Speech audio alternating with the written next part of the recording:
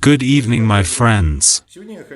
Today I'd like to discuss the strange announcements made by the Ukrainian side several days ago.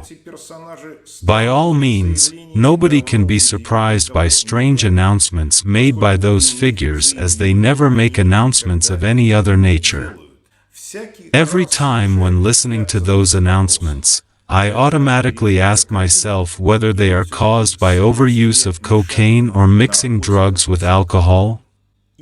Both the representatives of the top military authorities and the members of Zelensky's team started talking with one accord about unacceptability of peaceful resolution of the conflict with Russia.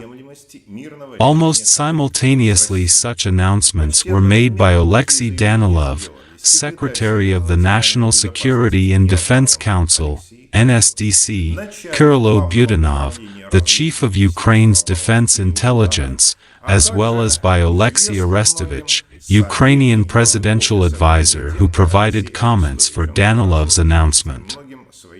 They are insisting not only on impossibility of peaceful resolution of the conflict with Russia, but also are demanding capitulation from Russia. In the current situation, it is surprising, to say the least, to hear this type of announcements from the Ukrainian leaders. Regardless of the amount of money and weapons being pumped into Ukraine, everyone understands that its end is foregone. It is like hearing threats from a dying jackal laying in its own blood and feces. Potentially we could have paid no attention to such like.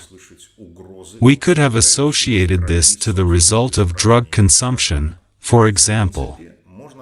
However, the fact that it was announced simultaneously by all the actors of the Ukrainian theater of the absurd gives cause for reflection. Since the military operation has started, the narrative of Ukraine has been changing often and drastically. It has changed from a plea for peace to the most outrageous claims. It is hard to find a reasoning in this nonsense of the jackal that is on the verge of death, however it can be observed. And this time after the announcements requesting Russia's capitulation, which made air shake in the emergency shelter of Zelensky, the representatives of Bacon Reich started talking that they are not going to quit their intentions to join NATO, even though in March the Ukraine delegation in Istanbul officially offered to announce a neutral status of Ukraine in exchange of security guarantees. In general, all Ukrainian politics are lies based on lies.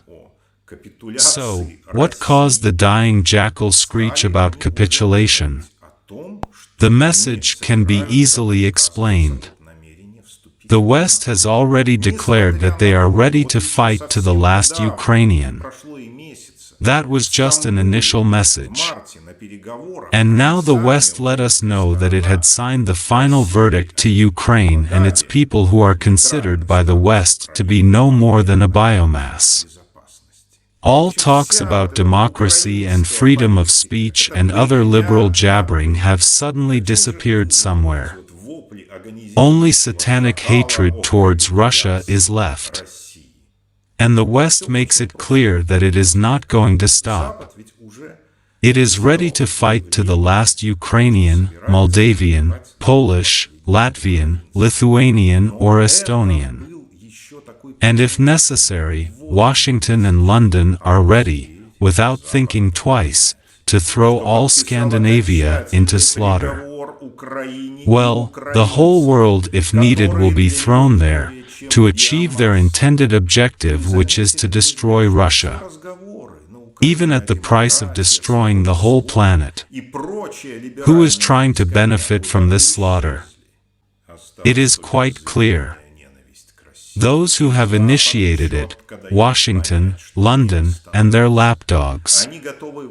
And another logical question is how Ukraine benefits from it. The representatives of the so-called Ukrainian elite are always ready to answer that question by a fountain of phrase-mongering. They will be doing it vigorously, shaking from anger towards all Russian in their vyshyvankas, national embroidered shirts.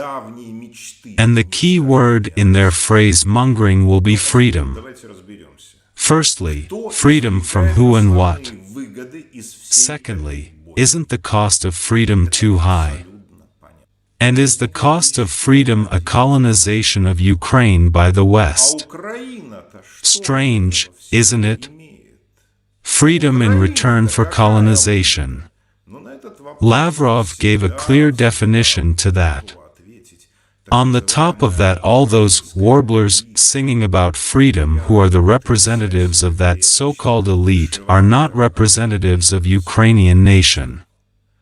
Besides, main part of those outlanders are citizens of other countries as well.